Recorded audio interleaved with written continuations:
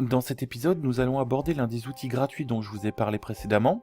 Ce premier outil va nous servir à examiner puis modifier et identifier des éléments de notre page de boutique, celles que nous voudrons modifier.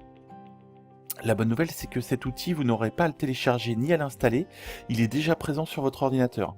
Il est fourni par des navigateurs tels que Chrome ou Firefox. Comme actuellement je travaille sur Chrome, sur ce navigateur, l'outil s'appelle outil de développement. Il est possible que sur d'autres navigateurs, par contre, cet outil porte un autre nom, comme inspecteur des éléments ou inspecteur tout court. Encore une fois, si vous avez un doute ou si vous ne trouvez pas votre outil, n'hésitez pas à venir nous consulter sur la page du groupe Facebook, dont l'adresse est dans la description de la vidéo. Donc pour commencer, on va ouvrir la preview qui va nous permettre de travailler. Voilà. Donc à partir de là, on a deux possibilités pour ouvrir l'outil. La première, c'est en utilisant les raccourcis clavier. La deuxième, c'est en utilisant les menus qui sont fournis par votre navigateur. Là, en l'occurrence, on va le faire par les menus et on va y retrouver les raccourcis clavier. Donc j'ouvre le menu, je vais dans la section plus d'outils et ici, je trouve l'outil de développement. Donc menu de Chrome, plus d'outils, outils de développement. Et comme je le disais, on retrouve les raccourcis clavier qui nous permettent d'ouvrir la boîte et l'outil. Donc les raccourcis clavier, une petite aparté pour ceux qui sont vraiment débutants, pour ouvrir une application, un outil ou quoi que ce soit, les raccourcis clavier fonctionnent avec le fait de rester appuyé sur les touches. Donc CTRL, CTRL, c'est la première touche en bas à gauche de votre clavier. Maj, c'est la touche majuscule, c'est la touche qui vous permet d'écrire en majuscule, c'est la touche qui est normalement juste au-dessus de votre touche contrôle, donc en bas à gauche de votre clavier, celle qui comprend une petite flèche. Et ensuite I, c'est la touche I. Donc pour ce faire, vous allez rester appuyé sur contrôle, rester appuyé sur shift, la touche avec la flèche, et vous allez appuyer sur I. Voilà, donc là l'outil est ouvert. Alors encore une fois, pas de panique sur le code, on n'est pas là pour comprendre et maîtriser tout le code, on est là pour cibler un morceau de code. Donc ce sera beaucoup plus facile. Aujourd'hui, vous n'avez pas pour objectif de comprendre non plus qu'est-ce que tout ce code que vous voyez ici, qu'est-ce qu'il veut dire, à quoi il sert, etc.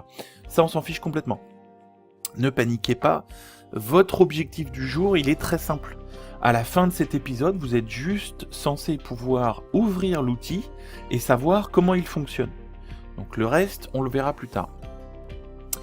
Donc dans cet outil, on voit qu'il y a plusieurs types de menus, une grosse quantité, plus des boutons. Donc nous, aujourd'hui, deuxième bonne nouvelle, c'est qu'on va n'utiliser que deux des menus et un seul des boutons. Donc en fait, il n'y a que 3 éléments de cet outil dont on va se servir aujourd'hui et qui vont vous permettre de pouvoir facilement trouver, identifier un objet, c'est-à-dire une composante de votre page, logo, titre, menu, image, etc., pour pouvoir ensuite aller la modifier. Donc comment ça fonctionne? Le premier onglet qu'on a, c'est les éléments. Donc les éléments, c'est le code et donc les objets qui composent votre page. Donc évidemment, toutes les informations que vous trouvez qui sont dans l'outil de développement ou l'inspecteur ne sont relatifs que et uniquement que à la page qui est ouverte, c'est-à-dire la page active. Donc là, les éléments, ce sont les composantes de votre site. Donc vous retrouvez tous les éléments comme le logo, le menu, la petite partie avec le panier et la recherche, un header, des catégories, etc., etc. Et ça ira jusqu'au footer et aux objets. Donc les objets, comme on le disait tout à l'heure, ça peut être des vidéos, des images, des blocs de texte, des titres, etc., etc. Donc là, si on survole un petit peu le fonctionnement, je vais l'agrandir et je vais faire une petite aparté encore d'ailleurs pour vous montrer une petite astuce parce que y a des personnes peut-être qui n'aiment pas forcément que ce soit en bas, j'ai vu plusieurs personnes l'utiliser autrement.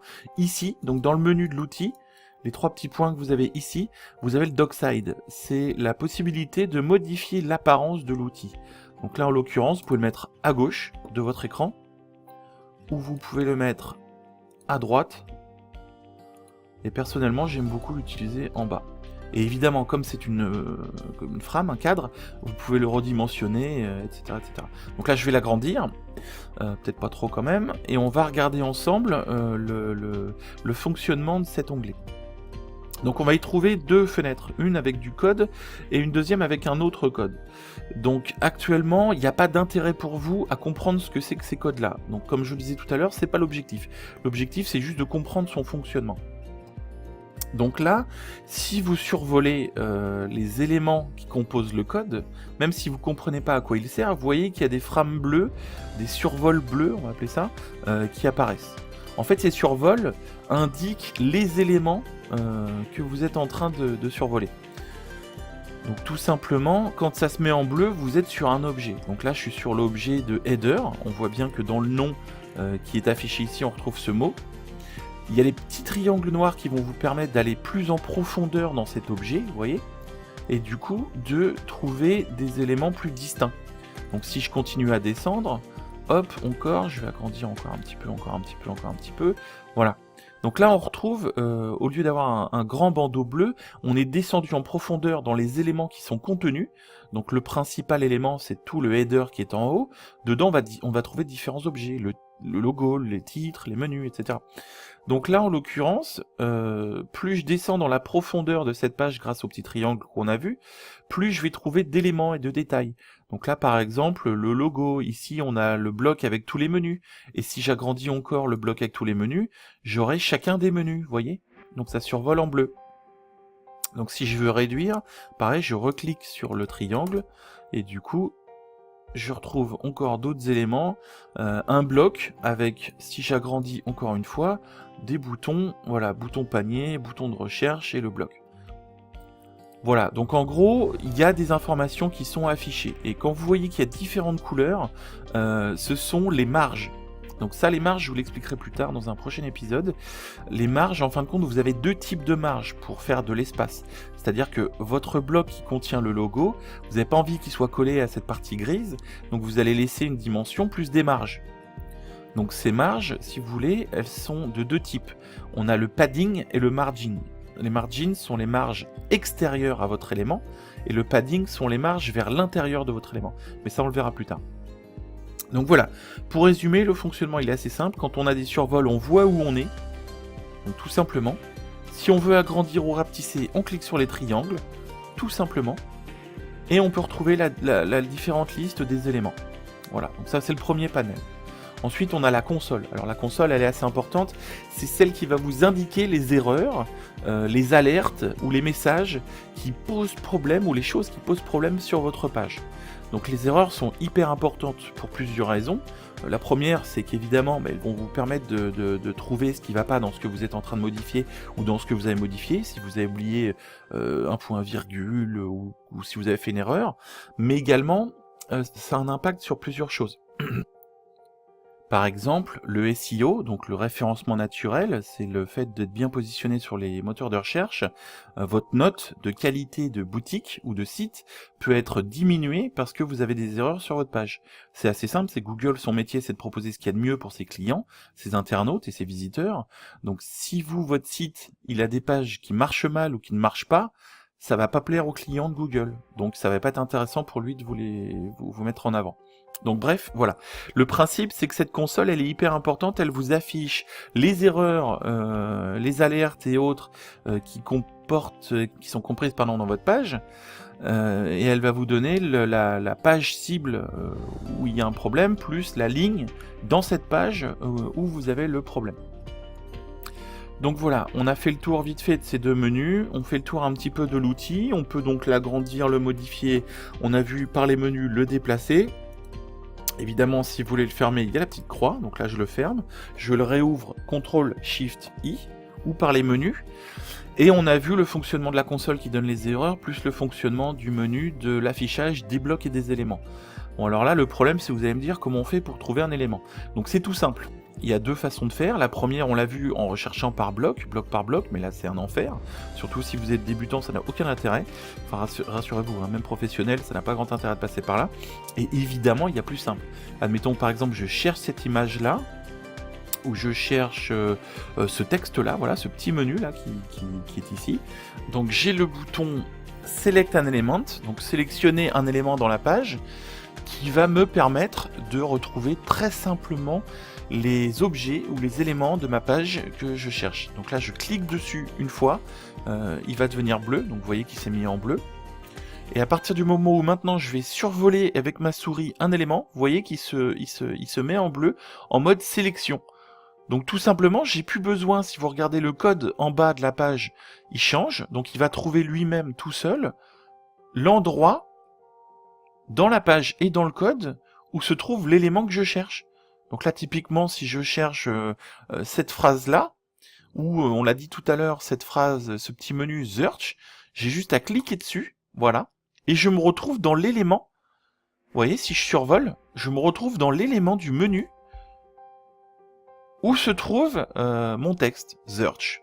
Donc je l'ai là, search, search. Donc je vois que je suis sur le bon élément. Donc en un clic, si on le refait, en un clic seulement, je peux identifier l'élément que je cherche, donc celui que je veux modifier.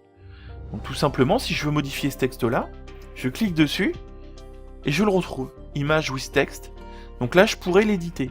Donc on le voit, c'est quand même beaucoup plus simple que d'utiliser la recherche directe par l'onglet éléments.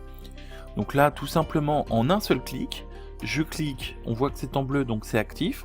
Je peux sélectionner, une fois encore, un morceau de texte, une image, un élément qui compose ma page et qui va me permettre d'ensuite trouver l'emplacement de cet élément dans les pages. Donc l'emplacement, pour le faire de façon concrète, dans l'épisode d'avant, on a vu comment retrouver et identifier une page dans le back-office de Shopify. Donc maintenant, tout simplement, on sait comment identifier un élément dans une page et on sait donc trouver une page dans le back-office. Donc le tout mêlé, on va le faire ensemble. Si je me mets, par exemple, prenons peut-être un cas un petit peu plus compliqué pour que vous voyez à quel point c'est simple.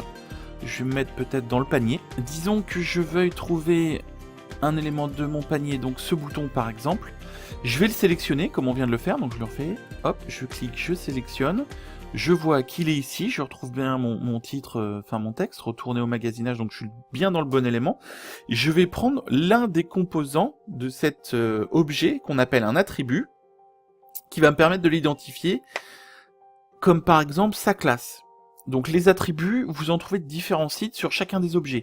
Donc ça peut être la classe, l'id, le name, donc le nom, ou d'autres informations ou d'autres attributs. Donc ces identifiants, ces attributs, vous allez pouvoir ensuite les retrouver, comme on l'a fait dans l'épisode précédent, dans les pages qui composent notre back-office. Donc là, par exemple, je vois qu'il y a une classe qui s'appelle carte continue bouton. Donc là, je vais double-cliquer. Je vais sélectionner le carte continue bouton, je le copie, et je me retrouve avec un des identifiants d'un attribut de mon objet. Donc là, si je retourne dans mon back-office, si vous vous souvenez dans l'épisode suivant, donc précédent, on avait vu comment éditer mon code, comment je fais pour trouver une page dans mes sections, ou dans mes templates. Donc là, j'étais dans le panier, donc le panier en anglais c'est le carte, je vais dans carte, je retrouve bien une section qui s'appelle carte template, donc je vais aller dans section, carte template, tout ça on l'a vu dans l'épisode précédent. Si vous êtes un petit peu perdu, n'hésitez pas à le regarder ou à le regarder. Et ici, tout le code qu'on ne comprend pas forcément et qui paraît rébarbatif et un peu effrayant, c'est tout simple. Je vais faire une recherche. Donc je me mets dans la page, je fais CTRL F, raccourci clavier pour rechercher, et ici, je colle le terme que j'ai cherché. Et bingo, je me retrouve avec un objet de type ahref, donc un lien, mais ça on le verra plus tard, je vous expliquerai les différents types d'objets, etc. Mais là on se retrouve bien avec un objet, donc vous focalisez pas sur le code, encore une fois, n'oubliez pas, on n'est pas là pour parler du code pour l'instant, on est là juste pour démontrer et expliquer la simplicité du fonctionnement pour la sélection. Donc très simple, je clique, je sélectionne, je vois un attribut, je le retrouve dans ma page, ahref, classe, et je retrouve bien mon terme, carte continue bouton. Donc c'est ici que je pourrais faire mes modifications. Voilà, donc en quelques secondes, je clique, je sélectionne, je trouve un attribut, et du coup, j'ai plus qu'à aller dans ma page, faire une recherche, CTRL F pour le raccourci, H1, là on avait un objet H1, et ici je l'ai, j'ai mon H1.